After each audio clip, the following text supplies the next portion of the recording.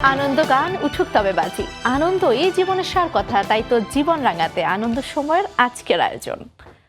অবশেষে বড় পর্দায় মুক্তি পেল অনন্য মামুনের নিষিদ্ধ সিনেমা মেকআপ।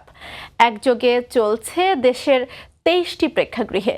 যদিও 3 বছর আগে দেশের একটি ওটিটি প্ল্যাটফর্মে মুক্তি পেয়েছিল সিনেমাটি। মহিবাল হাসান জানাচ্ছেন বিস্তারিত।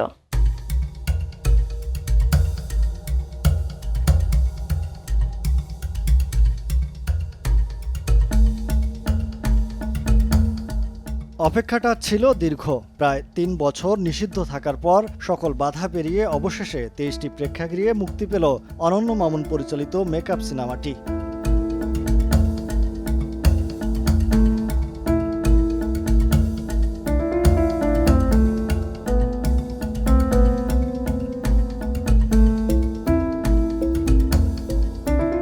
রূপালী দুনিয়ার মানুষদের নেতিবাচকভাবে উপস্থাপন করার অভিযোগ ছিল। এরপর প্রায় 20টি সিকোয়েন্স বাদ দেওয়ার পরেই চলচ্চিত্র সার্টিফিকেশন বোর্ড ইউ গ্রেড দিয়েছে চলচ্চিত্রটিকে। মুক্তির দিনে আক্ষেপের কথা জানালেন সিনেমাটির অন্যতম অভিনয় শিল্পী তারেক আনাম খান। আমি নিজে যখন স্ক্রিপ্ট পড়েছি আমি জানি না যেটার মধ্যে এত সেন্সর করার কি আছে। যদি সেন্সর থাকতো তাহলে আমাদের শুটিংয়ের সময়ই আমরা টের পেতাম যে আসলে এটা বলা যাবে না, এটা একটু ঝামেলা আছে, এই যদি কোনো কিছুই মনে হয়। দীর্ঘ অপেক্ষা শেষে নবাগতা চিত্রনায়িকা নিপা আহমেদ রিয়েলি দর্শকদের সঙ্গে প্রেক্ষাগৃহে নিজের প্রথম অভিনীত চলচ্চিত্রটি দেখলেন, জানালেন তার অনুভূতির কথা। আমি অনেক খুশি এবং এত সুন্দর একটি গল্প আমি সবাইকে দেখাতে পারছি, বা কেন নিষিদ্ধ হয়েছিল, কেন প্রদর্শনীর অযোগ্য, এই ব্যাপারটি মানুষ এখন দেখতে পারবে। So I am happy. তারকা খ্যাতি পাওয়া কিংবা নায়িকা হতে আসার আগেই যে চ্যালেঞ্জ তা নিয়ে এগিয়েছে মেকআপ সিনেমাটির গল্প।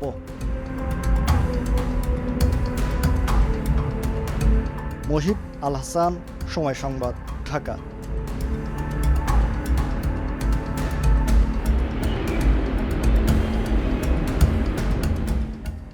জঙ্গলে বাঘ ঘুরলে খাইবে সব এক ঘাটে জল, শিকারী হইব শিকার, বইবে নদীর রক্ত জল।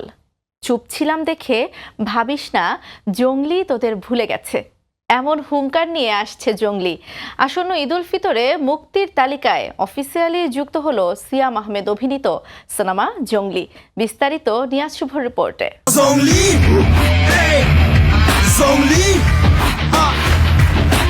এ যেন এক ভিন্ন সিয়াম, মুখ ভর্তি দাড়ি গোঁফ, জিহ্বা থেকে ঝরঝর করে পড়ছে রক্ত, চোখে মুখে হিংস্রতা ও তৃপ্তির ছাপ।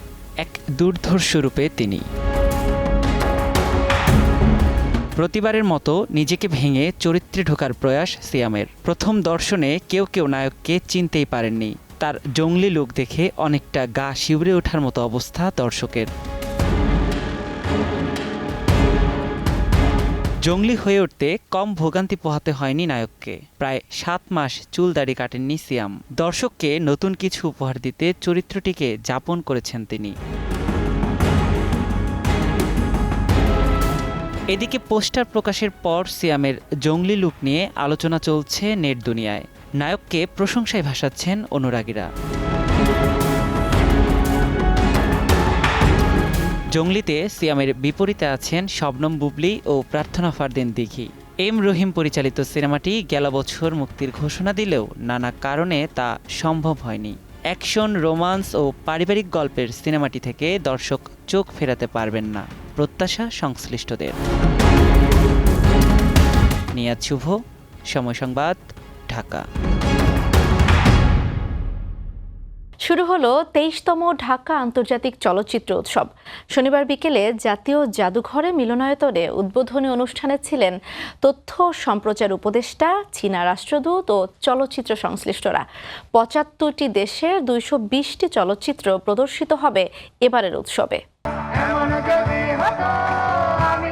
সঙ্গীতের আবহে শুরু হলো ঢাকা আন্তর্জাতিক চলচ্চিত্র উৎসব। নান্দনিক চলচ্চিত্র, মননশীল দর্শক, আলোকিত সমাজ স্লোগান নিয়ে শুরু হলো উৎসবের 23তম আসর। শনিবার বিকেলে রাজধানীর জাতীয় জাদুঘরে উদ্বোধনী পর্বে ছিলেন তথ্য ও সম্প্রচার উপদেষ্টা মোহাম্মদ নাহিদ ইসলাম, চীনা রাষ্ট্রদূত এবং চলচ্চিত্র সংশ্লিষ্টরা। আলোচনায় বক্তারা বলেন, সিনেমা মানুষের মন ও মননকে আন্দোলিত করে, তাই এই ধরনের উৎসবের বিশেষ গুরুত্ব রয়েছে। এটি সবচেয়ে বড় আন্তর্জাতিক মানের একটি প্রোগ্রাম, তো এইটির মানুষকে প্রণোদনা দেওয়াটা আসলে সরকারের দায়িত্ব। তো আমরা যেহেতু এটি একটা দীর্ঘ সময় পার করলো, 23তম আজকেও হচ্ছে এবং খুবই উৎসব এবং আনন্দমুখর পরিবেশে। তবে আন্তর্জাতিক এ উৎসবে দেশীয় তারকাদের অনুপস্থিতিতে আক্ষেপ প্রকাশ করেন গুণী অভিনেতা ইলিয়াস কাঞ্চন। ফেস্টিভ্যাল মানেই হলো গিয়ে তারকা, তারকারা যাবে, তারকারাই কিন্তু, কারণ ঝলমলটা তো তারকা ছাড়া তো আর অন্য কেউ তো এটাকে মানে আপনাকে মানুষের কাছে তো ওইভাবে করতে পারে না।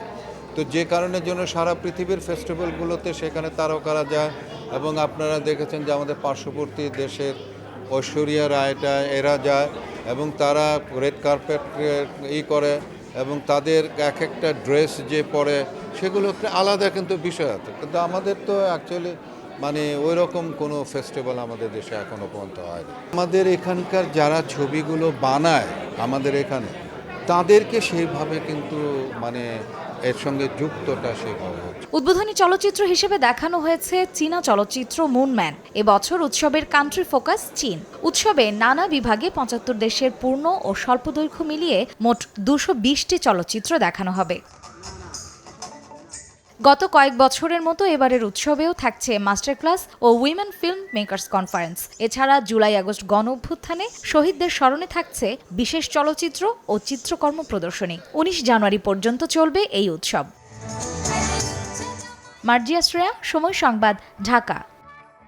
যাত্রা শুরু হলো বাংলাদেশের প্রথম কবিতার ব্যান্ড দল শ্লোকের। শুক্রবার রাজধানীর বিশ্ব সাহিত্য কেন্দ্রে উদ্বোধনী পর্ব ছিল গান কবিতার আবেশে মোড়ানো। সংশ্লিষ্টরা বলছেন, কবিতাকে আরও বেশি জীবন ঘনিষ্ঠ করার লক্ষ্য নিয়েই এমন উদ্যোগ। ফারজানা লিনা জানাচ্ছেন বিস্তারিত।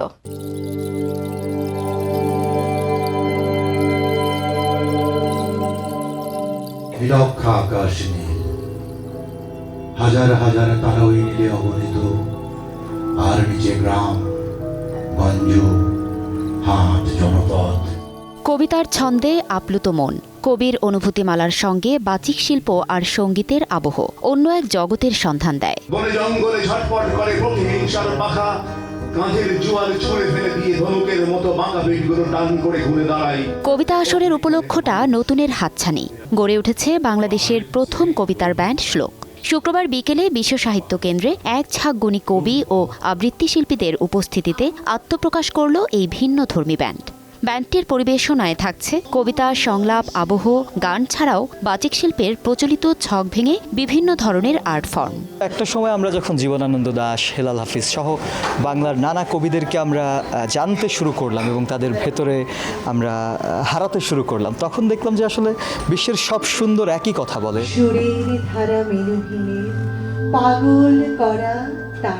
কবিতা বলতেই মনের ভেতর যে দৃশ্য জন্মায়, সেই দৃশ্যকে সহজ, সুন্দর এবং সরলতা দিয়ে সবার ভেতর এঁকে দিতেই এই সুন্দরের প্রয়াস।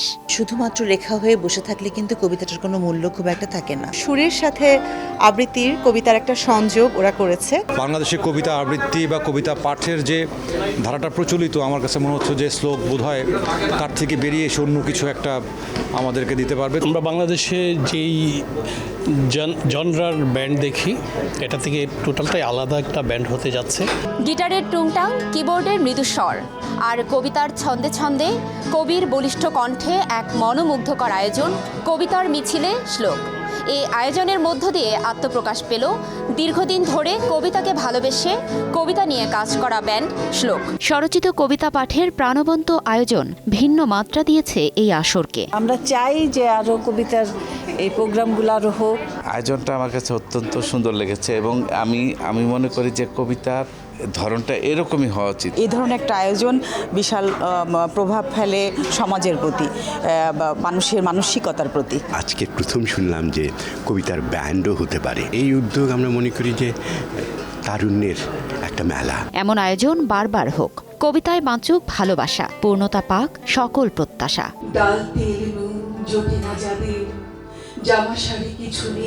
ফারজানা লিনা, সময় সংবাদ, ঢাকা। আমরা দুজনে বেগুনি আকাশে সোনালি দানার শঙ্খচিল। দেশের জনপ্রিয় ম্যাগাজিন অনুষ্ঠান ইত্যাদির শুটিংয়ে দর্শকদের উপচে পড়া ভিড়ে ঘটেছে অনাকাঙ্ক্ষিত ঘটনা।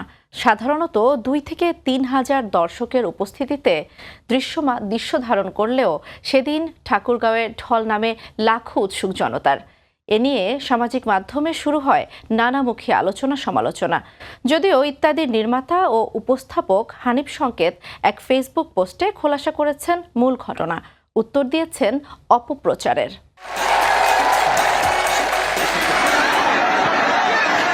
সামাজিক মাধ্যমে ছড়িয়ে পড়া বেশ কয়েকটি ভিডিও নিয়ে এরই মধ্যে উত্তেজনা ছড়িয়েছে সাংস্কৃতিক অঙ্গনে।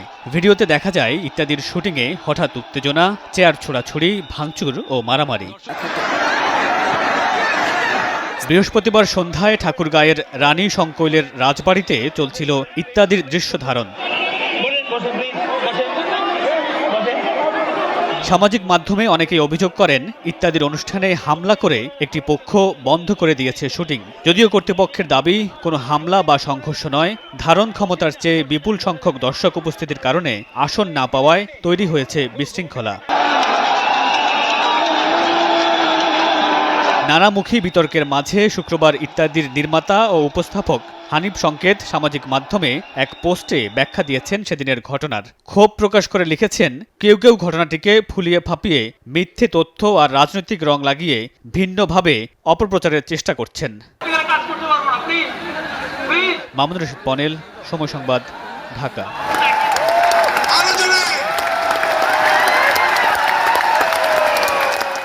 এই ছিল আনন্দ সময়ের আজকের আয়োজন। সঙ্গে থাকুন সময়ের।